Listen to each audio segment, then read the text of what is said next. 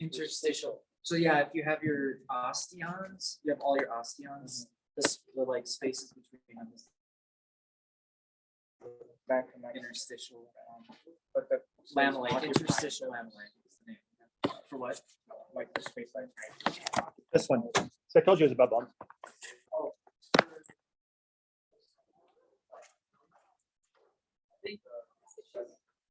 Yeah, it's the Okay, so let's pick up where we left off, right? Sound about right? We're looking at the structure. And so we kind of covered obviously a little bit of this. This is kind of the official slide for it, right? So just to kind of refresh your memory, we kind of went through a lot last time. So the osteons are all centered around your blood supply, right? So that's basically your central canal with a nice little arteriole going through it. And then it's surrounded by the layers of bony matrix. That's the concentric lamellae that kind of wraps around it, and then sort of sandwiched in between each layers of the concentric lamellae, you've got your little lacuna, or those little hollowed out areas where your little osteocytes live, right? Interconnected with your canaliculi. So we kind of looked at that as well last time. And then of course, around the bone itself is going to be your circumferential lamellae, right? And then between plugging the holes, so to speak, between your osteons is going to be your interstitial lamellae. Remember, interstitial means between something. So like interstitial fluid, you'll talk a lot about that in EMP2. That's the fluid in between the cells. Okay, so the tissue cells and the tissue of the fluid of your tissues. Okay. So then within compact bone, right, you have your perforating canals. And this is the blood delivery system to each of the central canals. Remember, we have basically an osteon is a cylinder, kind of a long cylinder, kind of going parallel to each other. But the perforating canals are perpendicular shunts, if you will, that connect one cylinder to the other, feeding essentially blood supply and things like that to the central canals, which is important, right? Because if you're going to have vascular tissue, you have to be able to do what vascular tissue does. So, what? I'm trying to fix my hair. For some reason, okay. in this room, I can't. It kind of gets all whacked out. You want me to stand in the back? Is that easier? Okay. So basically what do you do as a circulatory system? You have to be able to deliver nutrients, right? Because you have living cells in the osteocytes in there. They're landlocked, certainly, but you still have to be able to get nutrients to them, right? And so those nutrients come by way of the blood vessels in the central canals, and then they disperse out through the canaliculi on their way to the osteocytes themselves. And of course, osteocytes will consume those nutrients, they'll make their own waste. And so you have to get rid of waste. That's the other part of it, right? Which then goes the reverse direction through the canaliculi into the central canals to be carried away into the circulatory system. So you have to have everything well connected, even if you are landlocked, right? So that's an important distinctor. Distinctor, is that a word? That is now. That's an important, I just turned it into whatever that is. It's not a noun or Too many terms. yeah, right. Yeah, there's a fusion of ideas there going on there. It's a conflation of two different words. Right. So basically you kind of have to have that when you're talking about a vascular type of a tissue, of which bone certainly is. And so you have this basically fluid that's constantly sort of running in between the osteocytes and the circulation.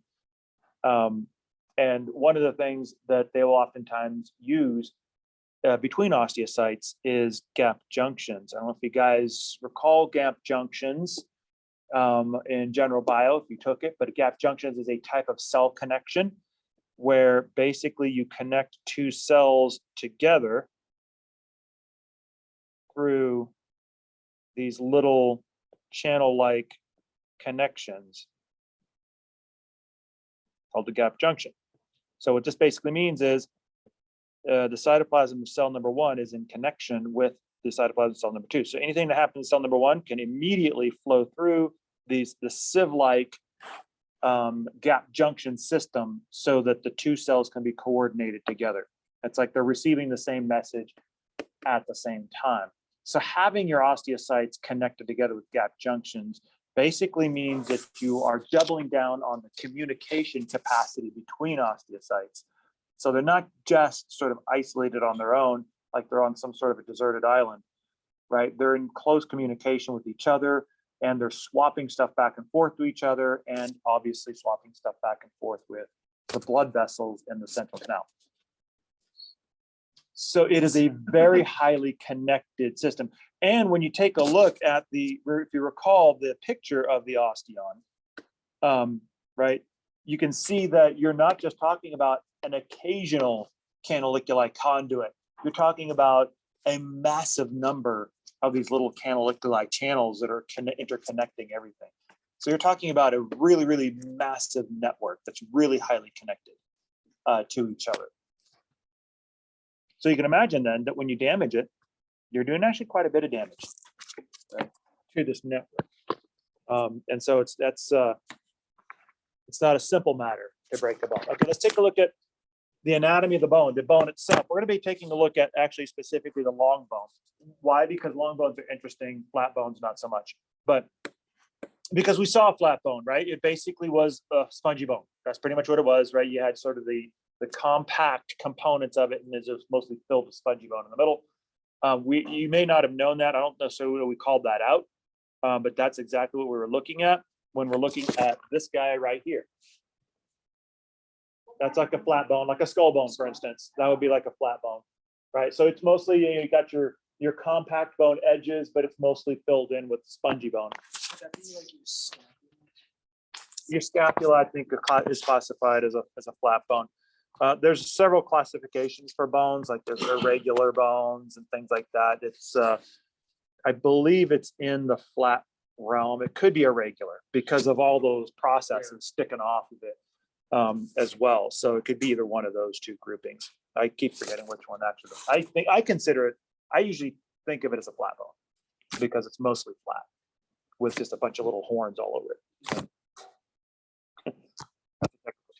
Horns, right? Don't say that on an exam.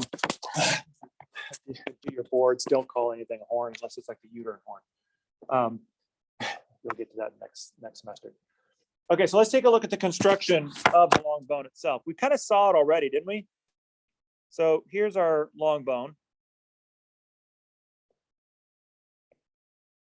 Right, Scooby-Doo style. Right.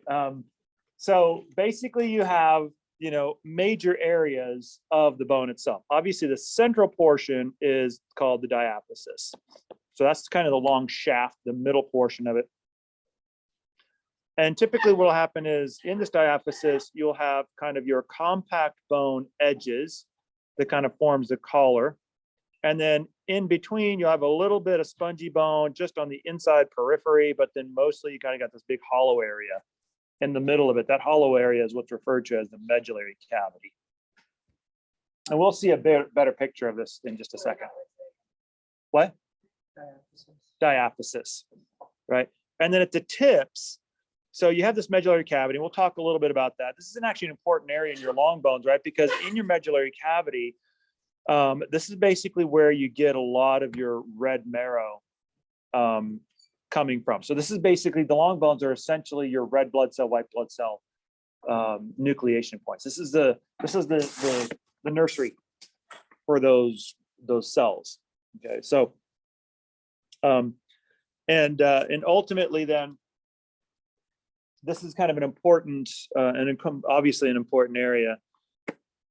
Now, when you're an adult, sometimes your red marrow, not all of it, can get replaced by yellow marrow, which is basically yellow because it's mostly fat, right? So yellow marrow is basically adipose tissue. Typically, you see kind of a combination of red and yellow in there. Red is functional, yellow not so much.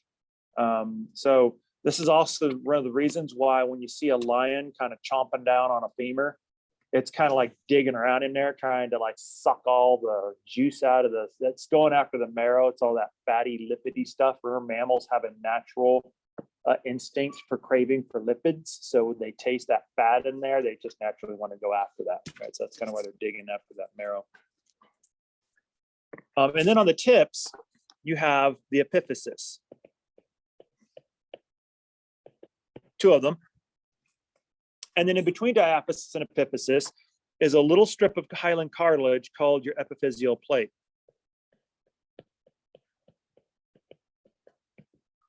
And this epiphyseal plate is basically a hyaline cartilage.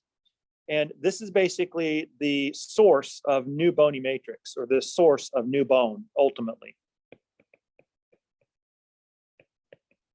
During only the growing years. Everybody in this room does not have an epiphyseal plate, right? Because we're all over the age of 18. So we have epiphyseal lines, but not plates anymore. Our cartilage is largely given way, okay? So basically when you grow up and you stop growing, your epiphyseal plate, which is hyaline cartilage, turns into bone completely, and then you have an epiphyseal line. Okay, so that's the reason why we stop growing, because you need that little strip of hyaline cartilage. We'll talk more about that, about growth and bone growth as you're getting older. And we'll talk a lot about what's at the epiphyseal plate. We'll talk a lot about the structure, the layers that are inside the epiphyseal plate.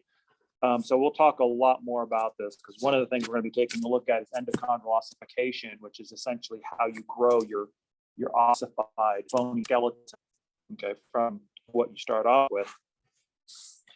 So we kind of talked about this a little bit already, right, in passing, but we haven't really technically talked about it officially, right? And that's our periosteum.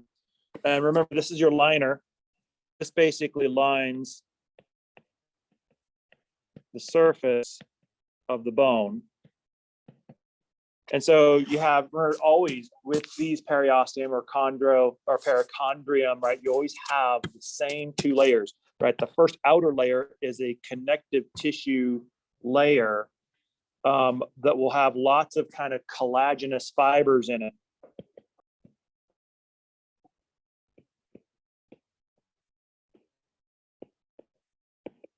And then, of course, it's also going to have blood vessels and nerves, at least in terms of the periosteum as well. So you have a lot of stuff going on in that periosteum. The inner layer is going to be your cellular layer. So this is basically where you're going to house your osteoblasts. It's also, more importantly, going to be where you're housing your progenitor cells, right? Remember, these are the stem cells.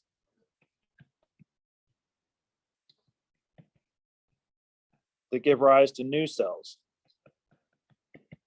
So you have osteoblasts in there, yes. You have osteoclasts in there, yes. But you also have the stem cells in there, so that when you get to a place like, for instance, if you break your bone and you all of a sudden suddenly find yourself in drastic need of laying down a lot of new material very quickly, you're going to need to upregulate your bone production system, which means you have to generate more osteoblasts, and that's where your stem cells come into play. So these cells are housed there, hanging out, largely balanced between osteoblasts and osteoclasts, right? So you got some tear down, you got some build in, you got some tear down, you got some build in. You're kind of oscillating back and forth, largely in response to physiological cues for the most part, because you're assuming that all of your external communiques, if you will, to your bones are the same. That is to say that the gravitational field that you're in stays the same. That the amount of load, roughly speaking, on your bones stays relatively the same. All those external signals are all relatively consistent. Then, for the most part, you get this sort of equilibrium balance between the tear down and the buildup processes between blastic and clastic activity. Until you break your bone, in which case that's a disturbance, not a distribution, a disturbance in that balance, right? Because now all of a sudden you tilt it way in the favor of the need for bone building, which means you have to start making more cells. That's where your stem cells come into play. So you're ready. You're kind of like waiting. You're in equilibrium, but you're kind of waiting. You got your stem cells ready to go just in case anything bad happened. We're ready to roll here, right? So you're kind of in a state of readiness. And then this is kind of like the area where we talk a little bit about the fibers, right? These collagenous, by the way, not just any fibers, these are collagenous fibers interweaving.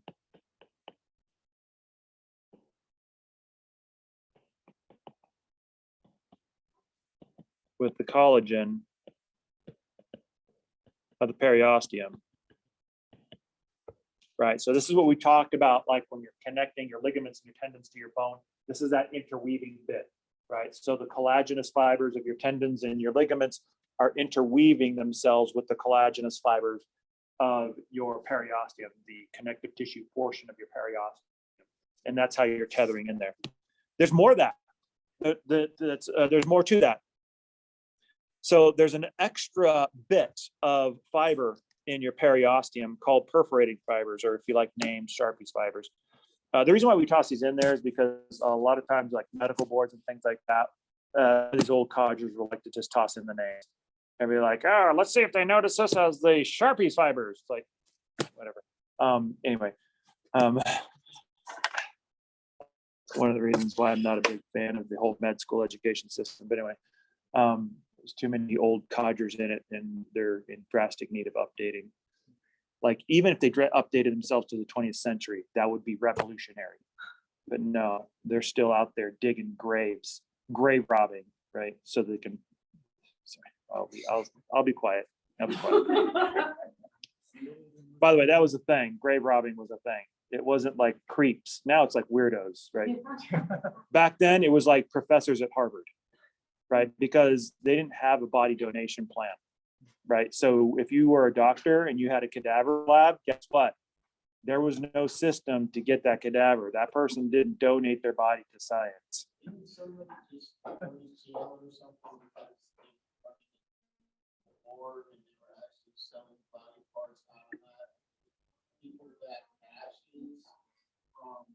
Like dogs and cats and stuff, yeah, whatever they had, yeah, yeah, that's a bad. Yeah, there's a lot of stories like that, unfortunately.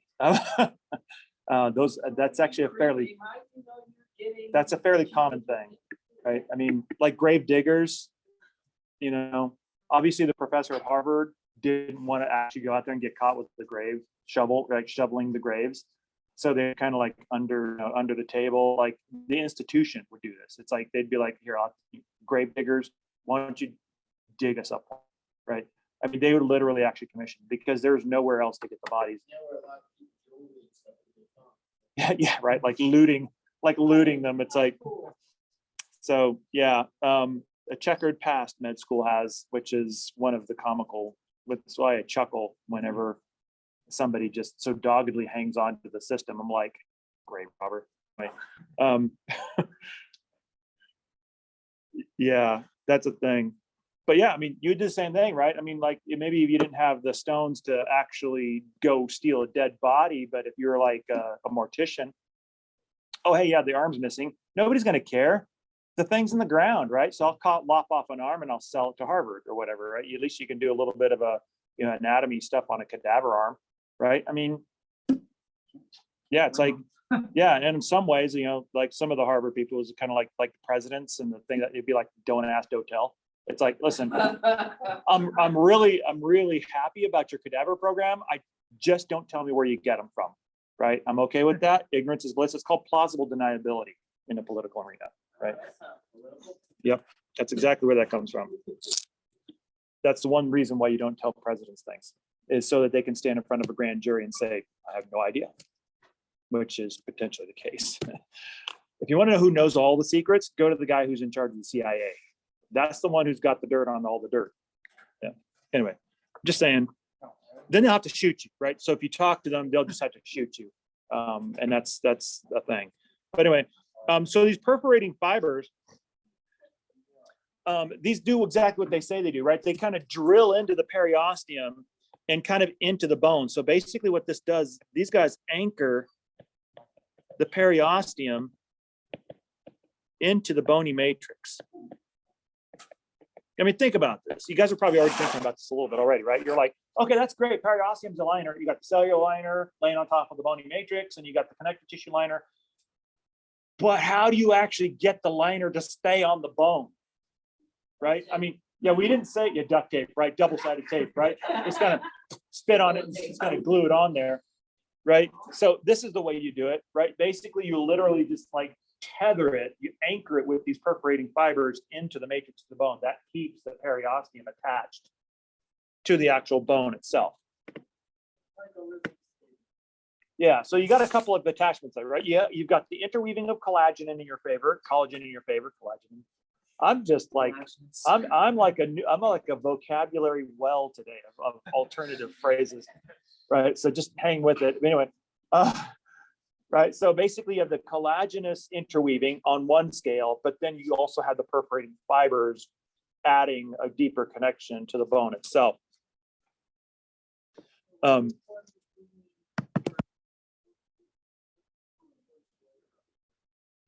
The first layer, the outermost layer would be the collagenous fibers weaving into the tendon, right? The perforating fibers are below because they're going down into the bone itself. Yeah, which is into the compact bone. It's kind of getting woven into that compact bone area. And so this is the reason why you don't hear of oh, I tore my perforating fiber. No, you don't hear about that one, right? You tear the actual collagenous interweave of the tendon. That's what you usually tear. Is that why it's so hard to put amputated body parts back in? Get that connection? Yeah. And you basically have to go across the bone. Yeah.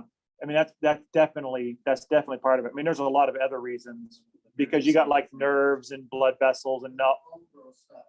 Yeah, the bone, you can actually get the bone to grow together, but getting everything else reattached and in its proper place is tricky. And even if it does manage to occur, it's not going to be quite the way yeah, so it's going to be a little compromised, typically speaking.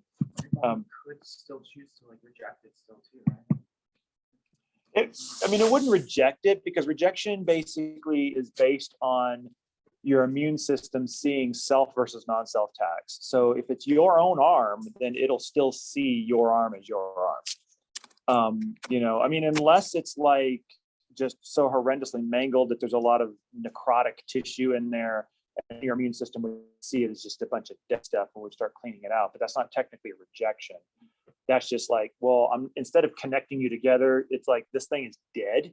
So I'm just going to treat this like it's dead, right? So I'm not going to connect a dead thing to a live thing, kind of an idea. But that's not really rejection in the classic sense of rejection. Well, I know that you tried it on like auto accidents or like site accidents where like something gets sheared off or unlike like explosion or something where Yeah. it's heated up and cooked. Yeah, it's got to be a pretty sanitary wound. Which is unusual because most wounds, violent are usually violent, sort of something violent happened, and that's usually a very messy process, right? Like for instance, I think I like the war wound idea as a perfect example where a lot of people don't think of war wounds that way, right? They don't think about like part of the damage to the tissues that like you're cooking it. And there's no way back from that one, right? Because in order to make that functional again, not only are you talking about a lot of irregular shredding, right? Just take a look at, go to like Qdoba or Chipotle and take a look at their shredded beef, right? I mean, if that's what your tissue looks like, that's not functional. You're not coming back from that one, right? Because there's just too much random damage to it, at least with respect to the connection points of it, right? There's just way too much going on there. And that's before you even get to the idea of heat, actually cooking the proteins, which is there's no way coming back from that one. In the event that you have an injury, say, instead of severing, if you were totally off, it was hanging by a thread, so to speak, would you be able to attack that? Yeah, I mean, it depends. I could see some people trying to reattach it. I had an open fracture in my ankle. my like foot was hanging off. It was like only attached with tissue on the side, and they put it back on. Yeah. So it depends how clean it is, like Yeah. how clean of a sever it is or not. And the problem is every single wound is unique. And so the answer to that question is we wouldn't know unless we actually saw the details of the wound site. Yeah, this thumb slammed in the door. And it was hanging by just a piece of skin Mm. and they did attach it. Yeah. You would have to go in there. Continued on going. Yeah. I mean, part of the approach to that wound would largely be exploratory at first, trying to figure out, okay, let's see what this looks like. Are we talking, is it salvageable? You're right. If it doesn't look like, you know what, this is just a train wreck. I mean, it's just like the tissue is so damaged. It's not, it's really, there's nothing for it to really grab onto and recover, in which case you would, you know, you'd end up moving toward amputation. But that would be subject to each specific wound. Right. So, and that's part of what would have to be, that's one of the first things that would have to be done in a wound like that is to evaluate it, to see, it's like, are you a candidate for reattachment? Or are we looking at basically just taking it off and just living with, you know, half a bone, right? And there's no way to tell unless you actually saw the nature of the specifics of the actual wound itself, which makes wounds a lot harder to deal with than normal, right? Because usually you learn a lot of wound healing and stuff like that. It's very generic. It's like, oh, aren't we all happy? You just do this with your wound, and you do this with your wound, and this is the process that happens. But it's like, it's highly variable depending on each specific wound, because each wound is a totally different series of chaotic events that aren't replicable, right? They would happen. You can slam your door, thumb in that door a million times, and you come up with a million different details in the wounds themselves. So he was lucky. I would argue he was lucky. So I Very guess lucky. if you have that kind of trauma just beyond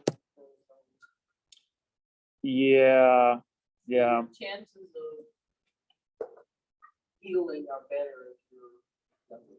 And that's one of those things, right? So our healing just gets a little less efficient and a little slower as we get older. It's another one of those age slides. You're looking forward to that one, aren't you? You know, like you love those age slides, guys. It's like, now that we learned a lot of EP, let's all depress ourselves. Right. So, yeah. It's I'm going through the stages of death. I'm in denial right now. nice. Nice. Denial right now. I haven't come to accept that. Yeah. Okay. So now since we're talking about liners, we talked about the outer liner, right?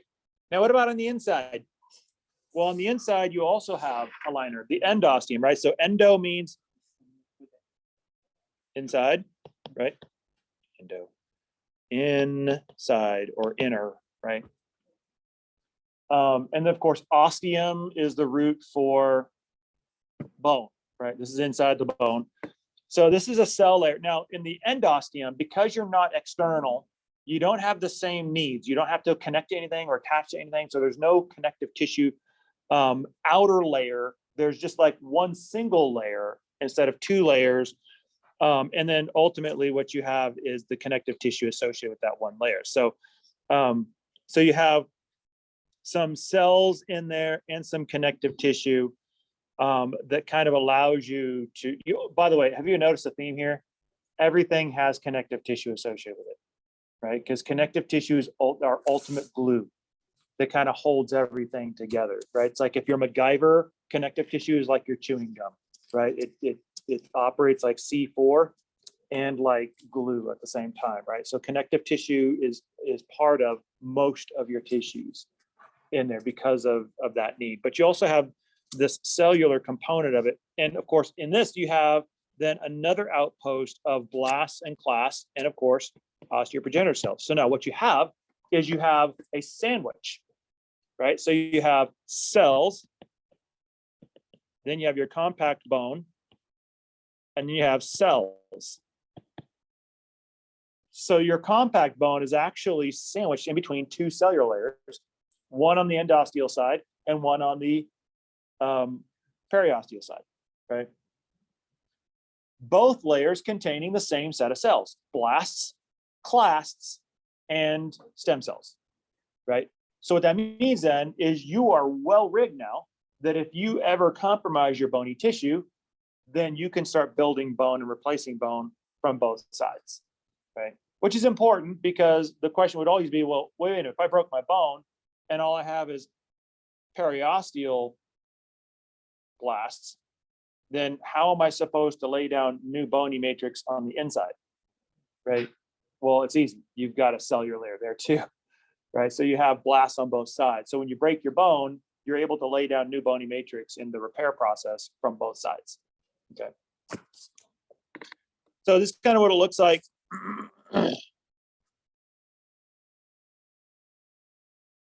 So here's your bone. So notice first of all the edges of compact bone here. That's your jammed together osteons.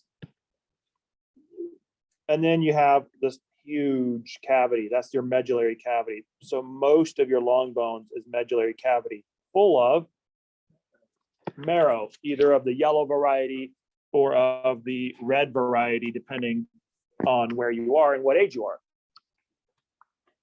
And then you can see then you have your diaphysis, which is your shaft. So we would basically call our diaphysis.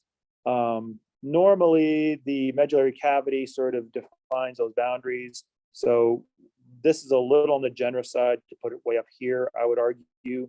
I'd probably put it maybe a little further down here for the diaphysis cutoff. And then, of course, down here. So this is your diaphysis. And then, of course, you have an epiphyseal tip. So you can see here and here, this is your epiphysis. In some AMP circles, they'll actually put a transition zone in between epiphysis and diaphysis. That's the reason why I'd kind of put this a little further down, like this little transition zone, right? And here, sometimes they'll refer to as the metaphysis. But that's not all. So some you'll run into that, like some sources you'll run into that, and some just keep it diaphysis and epiphysis. It's just a matter of how much detail you want to look at these in. And of course, you see we have our same image. We already saw this one before, right? This is the one that we saw before, where you can see your perforating canals, these little perpendicular Volkmann channels is what they're called, Volkmann canals. This is kind of getting that sort of lateral flow of blood where the actual blood vessel in the central canal is more that parallel flow of blood. So you have kind of a combination of both. So that's your long bone structure. Important because not all your bones are long bones, right? But the long bones you do have are really critical. Your femur, for instance, is a good one. That's a primary one, by the way. Your humerus is also another one. Tibia, right? All the big ones, right? Those are all long bones, and certainly important for the purpose of definitely your red blood cell production, right? So that's you got to have that one. So, but let's take a look then at the different types of bones, right? So we have different styles of bones. We have structurally, we have flat bones, which we already saw, right? That's like your skull bones. You don't kind of have this diaphyseal epiphyseal breakdown, right? So basically a spongy bone sandwich between two pieces of compact bread, so to speak. That's basically what it is. And so they're fairly simple. You also have short bones, which basically tend to be like these little pudgy things. That's not a technical term, right? Little pudgy bones.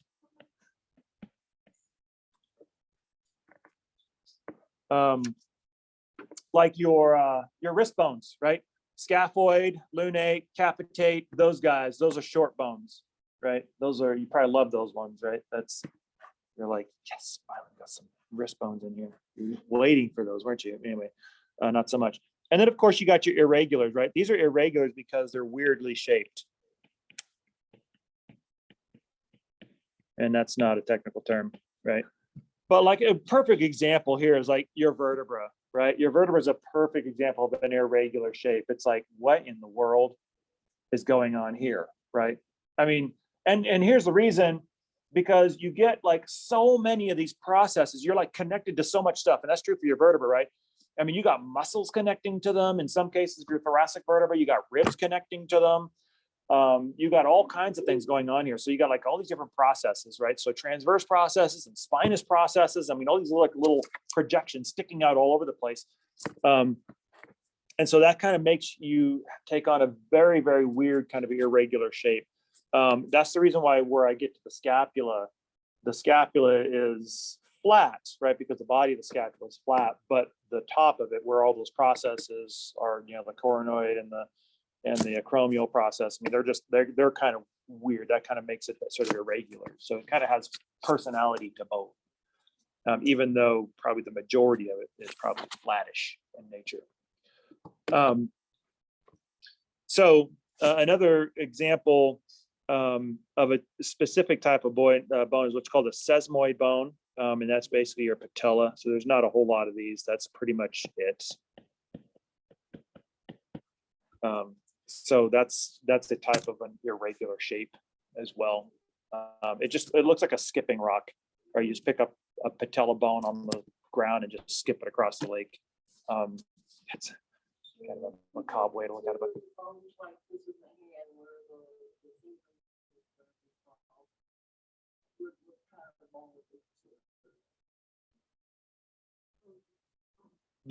the phalanges? Yeah, well, Or the metacarp? yeah, the middle part and the finger part. I mean, so they're not technically long bones, but they're kind of like miniaturized long bones, kind of the way they're structured. So we'd have to actually crack open the structure of it, because technically to be a long bone proper, you would have to show diaphysis and epiphysis.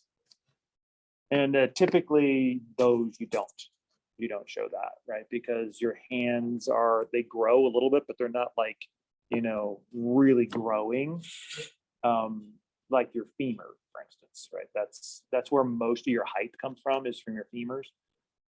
So it'd be kind of in its own little category. You can see the clavicle, which is also kind of, you probably wouldn't think of that as flat, but they classified it as flat.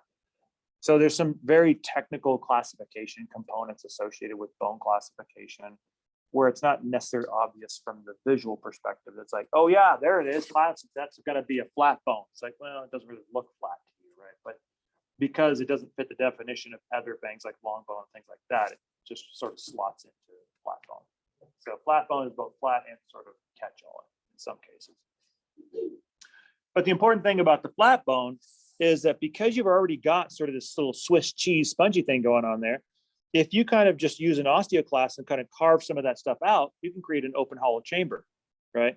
Which would be essentially a sinus. So for instance, your frontal sinus, right, which is in your frontal bone, this is basically an airfield space. It's pretty simple to do, right? You just basically use osteoclast to sort of carve out a little area in your frontal bone, and there's a sinus, right? So it's fairly straightforward to actually do that. But of course, you don't just fill it with air. It's not just like bone and air, right? Because that's a bad idea. You line it with a liner. You always want to line something with a liner. In this case, it's a mucus liner. So it's that mucus membrane, right? So that's the reason why, you know, obviously the mucus will build up. Plus you've got air chambers in there. So both of those are subject to pressure. And it's also landlocked, right? So basically you kind of have this sort of landlocked air pocket in the middle of a bone that if it starts to develop a lot of pressure in there, like say, for instance, from mucus being generated from some sort of either an allergic reaction or from some just congestion in general, you can see that that doesn't have anywhere to go because it's pushing on the bone, and you feel that pressure. That's kind of what we feel. So it's pressure. Yeah. Or my favorite, just drill a hole in your skull and just drip. So usually I get like this way as we get closer to Halloween. I get a little, AMP is always a lot of fun in the fall, right? Because I get naturally darker as Halloween comes along. Yeah, Anthony had me in the fall. So, and it wasn't even AMP, it was like General Bio. So I even got, yeah, Walmart. I nail Walmart usually. I've been kind to Walmart this semester. But next semester, I'm loading up my guns. So no, I hate Target too, because yeah, Target. I used to like Target. Some Targets are okay still, but there's some Targets that are just like, holy crap. I mean, you guys are circling. You're not quite down, so far down in the toilet that you're kind of like by the tube. You're actually kind of a little more up by the rim. Yeah. Yeah, Target is right now where Walmart probably was about 10, 15 years ago, where there's clearly some dumpy ones, but there's some decent ones too. With Walmart, they're all just dumps. They're all dumps. I mean, all of them. It's where people, it's like where humanity goes to die. Yeah, right. You know, I know that really pisses me off too, because I'm like, okay, wait, change your sign, right? Just put the $1.25 sign up there, right? Because you're gonna call yourself Dollar Tree. I demand $1. That's what I'm talking about. And none of this $5, $10 nonsense, right? I'll just go to Five Below. But anyway.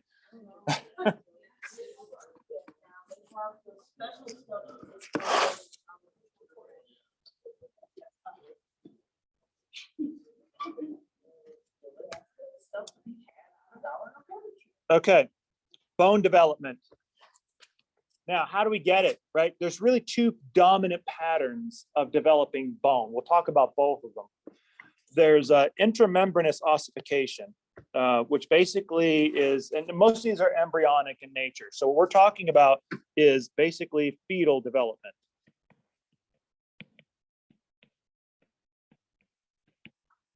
Of the skeleton.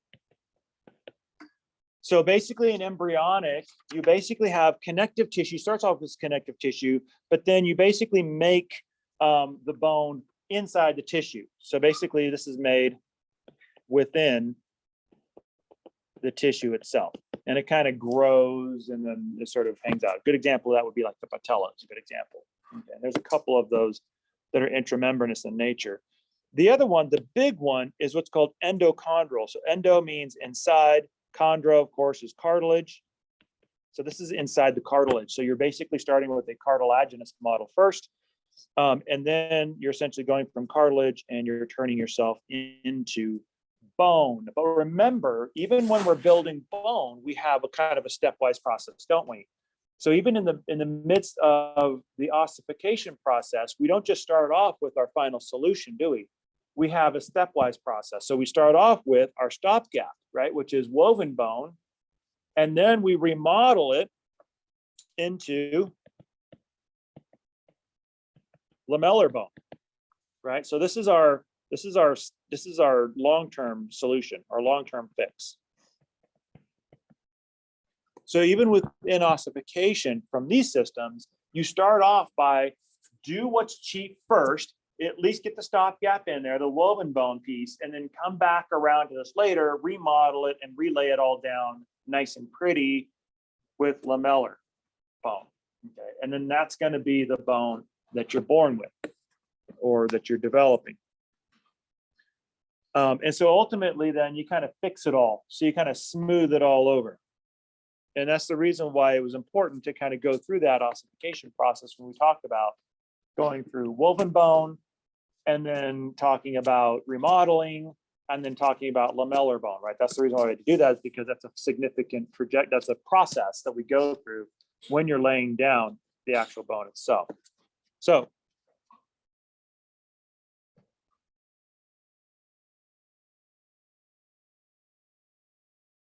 let's first of all start off with intramembranous ossification.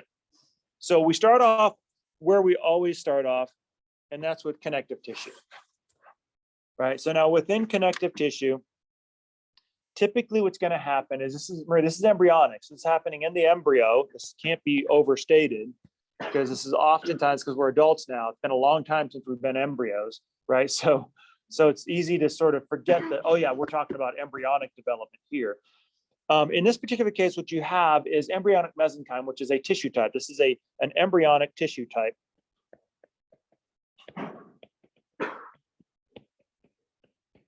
And it's from this embryonic tissue type that you begin to form this intramembranous type of bone. So what kind of bones come from this?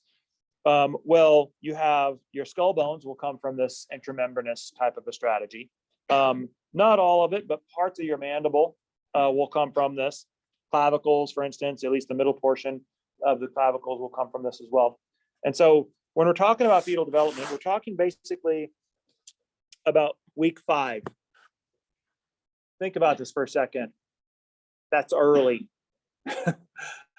Right? So basically you're talking about very, very early in gestation is when a lot of these things are starting to get laid down. Okay. As a matter of fact, when you talk about embryology and the 9-month gestation, right, it's broken up into trimesters, right, basically of 3 sets of 3 months, right? First is 3, 6, and then 9. Yeah, you're talking about you're barely getting going in the first trimester, and the first trimester is critical for a lot of reasons, because in the first trimester, all the most important decisions are being made about your body, right? For instance, where's the head? Where's the tail? Right? What's right and what's left?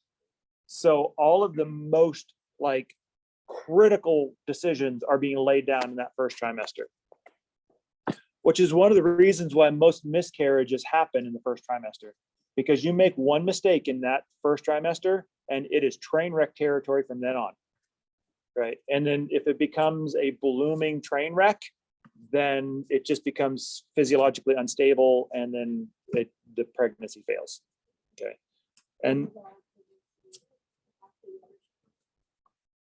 so normally most pregnancies, if they make it past the first trimester, have a pretty good shot.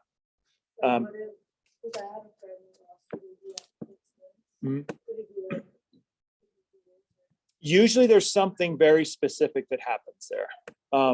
By 6 months, pretty much most of your organ system's already been laid down. And at 6 months, because you're right at the end of second trimester, pretty much at the end of second trimester, you're pretty much already put together. The last 3 months are largely just growth and size. So if there's a miscarriage, if there's a pregnancy loss that happens that late, then there was something very specific, right? Like maybe there was a blockage somewhere, or there was some sort of an incident, like an accident or something like that happened that compromised the baby, or maybe there was some sort of an external toxin perhaps, or whatever, something, but it's usually something very specific. It's not usually something that's necessarily innate to the active developmental process, because the developmental process did exactly what it needed to do. It laid out the body plan, laid out the organ systems, got everything set up at that point. And then what it can't bite off and can't predict is insults that are separate from that. Okay, that makes sense. So why is the percentage of pregnant women having babies 8, 9 weeks early releasing so high so fast? Before you used to just, they were carrying 9 months, everybody would be like, hey, it's going 9 months. But now you're hearing about all these 8 and 9 week early, 11-week early pregnancies, and babies functioning at that time, but they're still delivering. Well, like, yeah, I mean, if you're at 6 months, I mean, your organ systems are laid out, but they're not ready to roll, like by any stretch of the imagination. They're there, but there's considerable maturation that they have to go through in order to become viable, right? Which is the whole idea of the whole premature idea, right? If you kind of follow the history of the preemies, that the premature thing was usually like right up close to birth. And then with technology, because we're able to sort of administer a lot of high level medicine to them, that age has come down, right? But that's purely a function of our technology. But that's because it's not because their organ systems aren't there. It's because they're not really mature enough to start functioning on their own. So And that's something in the atmosphere, or something that we're doing, or something like something that's happening to the mothers that's causing them to that's a good question. I don't know. There's a lot of weird anomalies that happens in that sort of thing. I mean, one of the things you want to think of is perhaps there's some sort of an environmental thing that's starting to trigger people. And that's a pretty decent justification, because we got a crap load of crap in our environment. And I'm not talking about pollution. I'm talking about all the crap that we eat, the medications we take, I mean, all kinds of just crap that we never did before, generations before. And a lot of this stuff, we've vetted it for near-term acute lethality, but when nobody's actually sat down and asked the hard question, which is, okay, that's fine, but over a long period of time, does this have a cumulative, albeit subdetectable effect that doesn't jump on you until, like, surprise, after a few decades worth of taking this, all of a sudden it becomes a problem. Those longitudinal studies, we almost completely neglect. Do you think that's why a lot of women are waiting till they're in their 30s and later?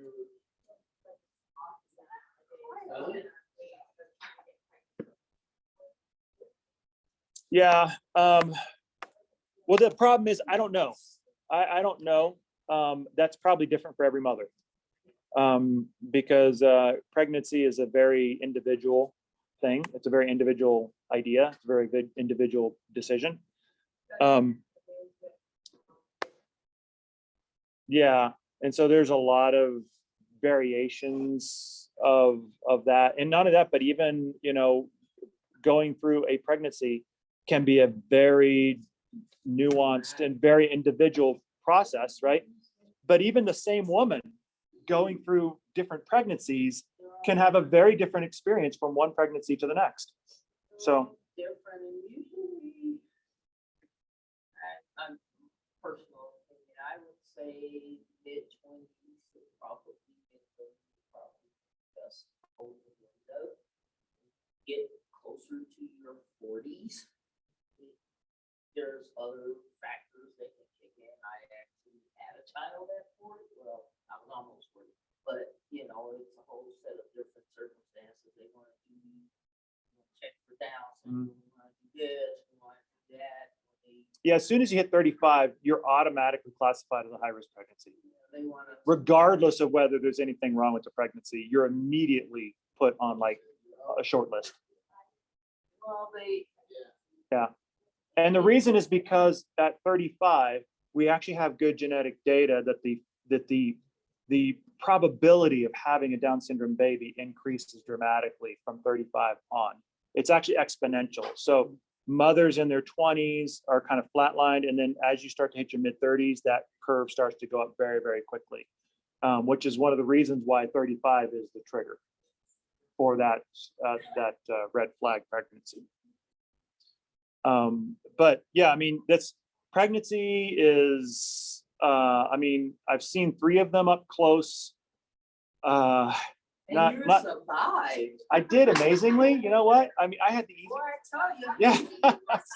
Yeah, that's like, I didn't actually have to carry any of them, but you know, it's like, I had to see the misery up close and personal. I mean, that was like, and from an A&P standpoint, it's actually just, it's jaw dropping what the human body goes through during pregnancy. It's almost like you become a completely different creature. It's like physiologically, it's like your body just completely redraws all the lines. And it's amazing actually. And I mean, yeah, it's like, it's funny because, well, I won't say anything, but it's just like, yeah, it's a mind-blowing process. At the same time, Men don't go through anything anywhere close to that. Not anywhere close. you guys have some symptoms, but. No. Physiologically, we're pretty much the same all our life. Women go through some really radical physiological shifts in their life. I mean, just going from being a kid to puberty, that's a pretty radical shift. Going through pregnancy, that's a radical shift in physiology. Then going through menopause, that's another radical shift in physiology. Men don't have anything close to that. I mean, once guys get going at the age of 12 or puberty, it's pretty much the same. We're just getting older, right? It just gets a little less, but we're pretty boring actually. But that's a thing. But anyway, yeah, right, yeah. We'll Yeah. handle that for you. You'll be really excited when you go through that roller coaster. Yeah, no, but no, I'm, Pregnancy and menopause, yeah, that'll be, you'll lose your mind when you're finished and witnessing that event. Oh, yeah, yeah, no, I'm already looking forward to that one. But anyway, My menopause is over. yeah, Well, I got told it never goes away. Some wise old woman told me, well, it'll change form, but it ain't going nowhere. It's always gonna be a remnant of your past life. lovely. Very much for. So now everybody's like thoroughly depressed, Yeah. right? And this time I didn't do it. Just kidding. Yeah, I got it started, right? So, yeah, I know. I aided and abetted the conversation. I'm an accessory to the crime. I'm still going to jail. But anyway, but if you have a chance to study development, do it. Because there's absolutely nothing more mind-blowing and fascinating than going through the biology of when we start off as a single cell to this. That is an absolute, I mean, if your jaw isn't on the floor, just like flabbergasted at how this is even possible at all, much less 8 billion times over, then you don't have a nerve in your body. I mean, that is just, it's like one of the most jaw-dropping things, I think, in biology that is out there. So take a look at it. So basically then in intramembranous ossification, one of the things actually with all bone development you actually have is a couple of things, right? First of all, you always have to start laying down connective tissue, right? It always seems to start somewhere because bone is connective tissue, right? But you can start laying down the vestiges of some connective tissue. And then what you start to do is you start to kind of shore that up. And then eventually, if you can sort of lay down the foundation of connective tissue, then you can easily transform that into bone, right? So it's an easier leap to go from connective tissue than to go from nothing to connective tissue. And even then, it's actually fairly straightforward. And of course, that all starts with what? Laying down your collagen fibers. But where are you doing this? Well, remember, you're starting this off in the middle of connective tissue. So you already have a lot of collagen fibers there. So you're laying down a lot of these sort of collagen fibers, and you're kind of beginning with the sort of collagenous matrix. That's kind of what your palette is, your background is that you're doing. Then one thing that always happens in every single bone development scenario is you develop a center of ossification. This is basically an area where the bone development begins.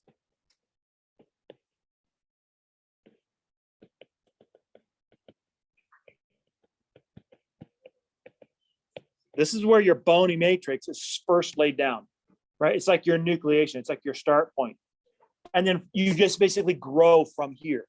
So once you get this initial piece of bony matrix laid down, it's easy from there.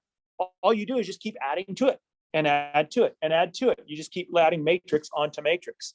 And then eventually you start to grow into this sort of large bony structure, and that becomes this bone like that you started in the middle of nowhere, right in the middle of this connective tissue. And then that continues to go. And then when we're born, we're still basically going through this process, right? So like for our skull bones, because these guys are intramembranous, so they form by intramembranous ossification, you can see we're still going through this process. Because when we're born, we have what? We have fontanelles, don't we? Right, those are little soft spots. Those are our skull bones that are still actively growing together. They're not quite there just yet. And so they still have to sort of harden up. It takes a little bit of time for those to kind of fuse together. So all those sutures you guys all studied that you all love, those aren't there yet.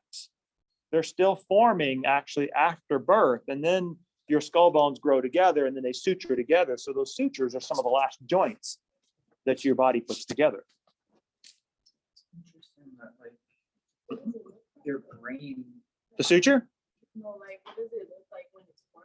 Like, I don't know how to explain it. Like, are they like detached or something? Or Well, no, they're not detached. So like, for instance, the most common one is right here, right? Where the two parietal bones come together, the frontal bone, that's the biggest of the fontanelles that you've got. So if you look at the back side of the parietal bone, right? Because your parietal bones are these two ones right here. So they kind of go from that frontal suture, the sagittal suture kind of goes all the way down until it hits the lambdoid suture toward the back of your skull.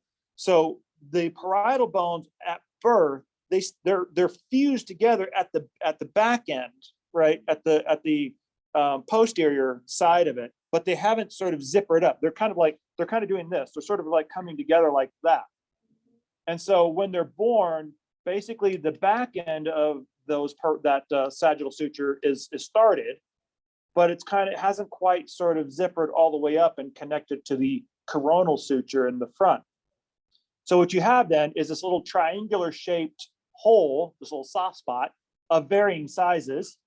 And then eventually what happens is after birth, those sutures come together and then they suture up with the coronal suture, with the frontal bone.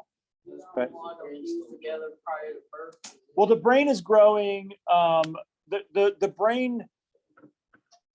brain is growing over the next 6 years. And one of the things, it doesn't really technically grow. I mean, it doesn't like get massively, like, it's not like your body growing, right? Your brain grows, the brain growth is more like a functional thing than an actual physical thing, but it does get physically bigger. Obviously, the adult brain is bigger than the newborn brain, right? So it does get bigger, but what's more important is the functionality that's coming with the brain, right?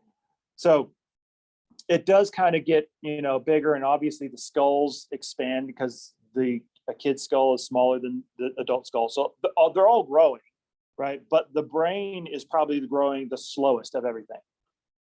And that's because you're growing more in function. So as you generate more function, you don't want a giant brain, right? Because you'd be easy to pick out in the herd.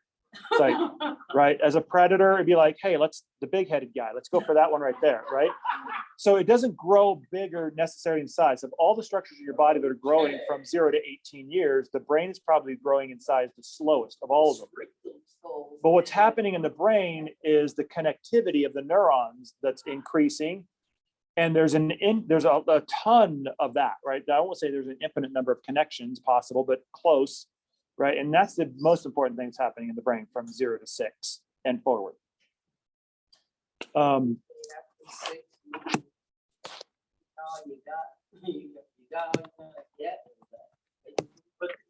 You've learned everything you need to learn at the age of 6. No. I'm just saying you see little kids, they all have big little bodies. Yeah. Yeah. They just hang off a little bit, so they don't really grow that. Well, it does, and the brain doesn't get significantly bigger. It stops like pretty quickly, right? It's not like the body. The body, like its maximum growth rate happens in the puberty years, right? Because on the onset of puberty, that's where you get all those growth hormones going in, saturate your system, and you're growing bone length and muscle mass by like inches. I mean, like overnight, right? You go from 4'10" to 5'10" like over a summer, right?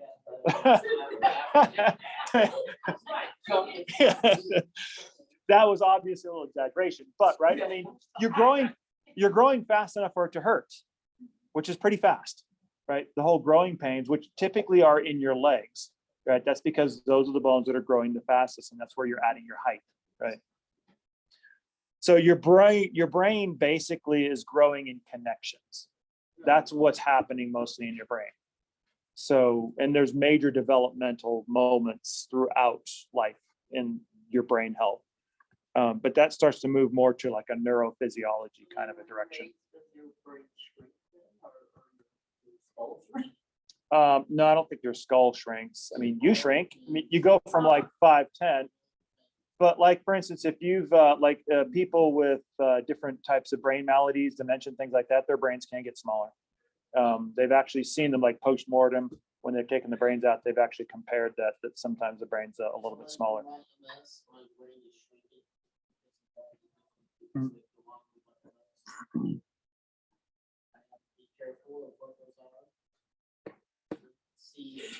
It's getting smaller. Yeah. Yeah. But generally speaking, usually if it's something like that's happening, there's usually some sort of a malady or a diagnosis that's usually accompanying it usually. Yeah, in general, a person's brain doesn't get smaller, all things considered, right? There's variations in brain size, but it's not like it's like, oh, well, here's my brain. This is about as big as it's going to get. Now it's going to shrivel up into a pea as I get older. It's not like that. It's pretty much, graph. it stays pretty much the same size, relatively speaking, unless you have some sort of a diagnosis of something that affects the nervous system, right? Like MS, for instance, is a good example of that. And so, so that's basically, that a lot of good questions today. So then basically when we take a look at our intermembranous ossification, we can actually see this occurring and happening. So first of all, let's take a look and start from the outside in. So for instance, here on the outside, you have your embryonic mesenchyme. So this is like your connective tissue backdrop. And then sort of like in the middle of all of this, you basically start to have your osteoblasts start laying down bony tissue. So you can see it's starting to lay down this bony tissue. It starts to grow in size and in mass. And notice what's happening is it's like in the middle of nowhere, right? In the middle of this mesenchyme. And then, of course, in some cases, you're going to trap some of your fellow osteoblastic friends who are going to then turn into osteocytes. And so they kind of become those entrapped cells, of course, still with bony matrix all around them. And then you just kind of keep laying down bony matrix. You get bigger and bigger and bigger and bigger as you kind of start to expand outward. And then you can actually see this. This is an actual real event. So this cartoon right here is actually what's going on right here, right? So here is your mesenchyme. That's your embryonic tissue. These are your osteoblasts here that are laying down the bony matrix. And then you can see some trapped osteocytes that have been kind of inhabiting now these like little lacuna-like hollowings inside that. And so as you keep adding layer after layer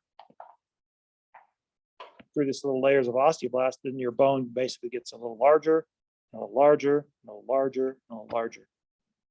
Okay.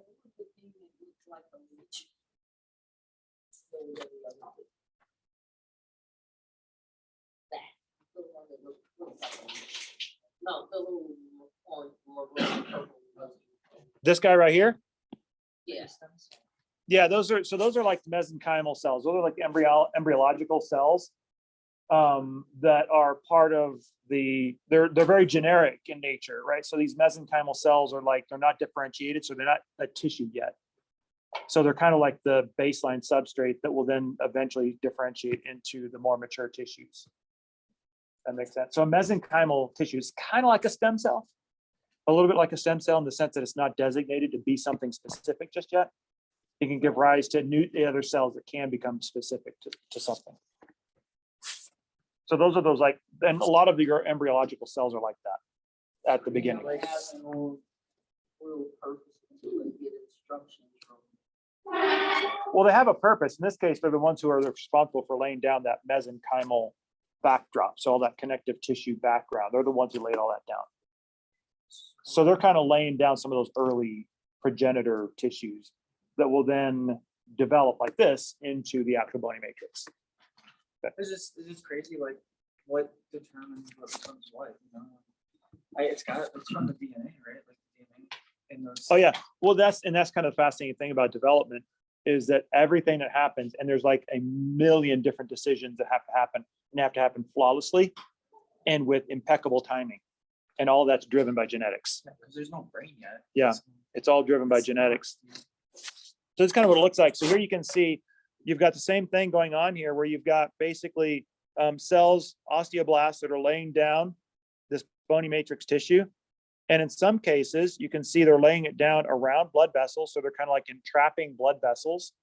And they're also kind of creating their little osteocyte friends. And then eventually what's going to happen is you're going to have blood vessels that get trapped inside this bone. And this will all eventually kind of sew together. So this will all fill in with bony matrix. This will all fill in with bony matrix. And eventually you're going to get a bone in the middle of nowhere. So this is kind of like all going to turn into bone, right? This would be like a flat bone kind of a scenario. Okay. As opposed to the other one, which would be more like a patella, right? Or something like that. So basically all you do is you're like in the middle of nowhere and you're an osteoblast and you just start laying down bony matrix. And then your fellow osteoblasts start doing the same thing. And then you just start laying down more and more and more. And eventually kind of that bony matrix will grow around blood vessels and you'll entrap blood vessels, creating things like, that's kind of the idea of how you would create like a central canal, right? You just basically kind of trap that blood vessel in there And then you just kind of keep laying it down. And eventually you kind of get this, after you fill in all your holes, you're going to get a nice little flat bone right there.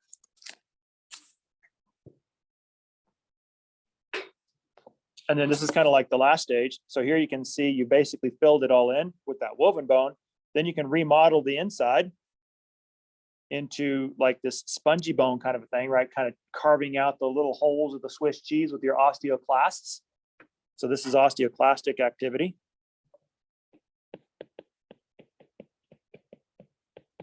That kind of remodels that. And then what you're going to have is you're going to have your compact bone, which is going to be forming out here as you fill it all in.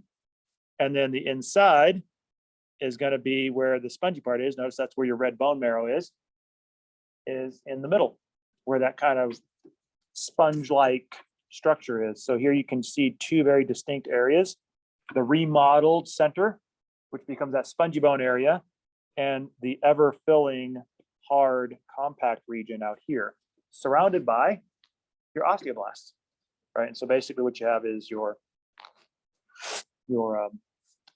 intramembranous. So it's very simple.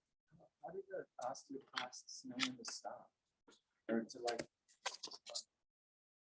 Yeah, that's part of the developmental regulation, right? So some of the cues, the molecular cues basically say, okay, start stimulating the osteoblasts, start laying down, and they start doing it. And then as soon as they're done, you get your flat bone, then you stop sending that cue and they stop. Right, so they have to listen to instructions.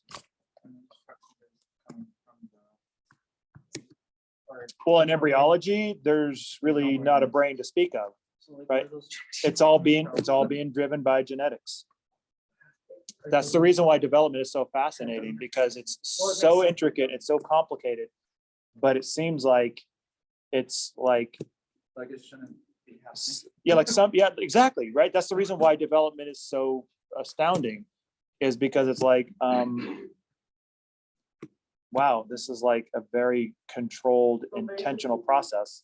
There's no brain. Let's put a thing right. The genetics is the brain of the development. The genetics is largely the information that drives the entire process. Yeah, it's nuts. So yeah, so we'll start off with endochondral ossification next time.